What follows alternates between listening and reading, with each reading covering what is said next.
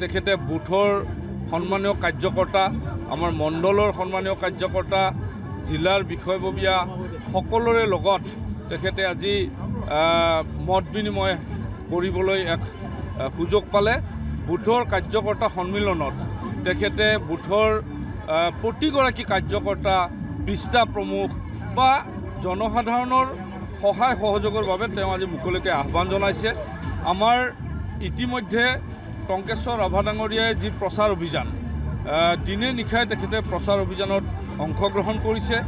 আৰু এটা আমাৰ কাৰণে খুব ভাল খবৰ যে অহা 2 তাৰিখে ভাৰতবৰ্ষৰ সন্মানীয় গৃহমন্ত্ৰী অমিত শ্বাহ ডাঙৰীয়া দুধনৈত উপস্থিত হ'ব আৰু দুপৰীয়া 1 বজাত তেখেতে আমাৰ মহাবিদ্যালয় খেলপথাৰত এক সভাৰ আয়োজন কৰিছে।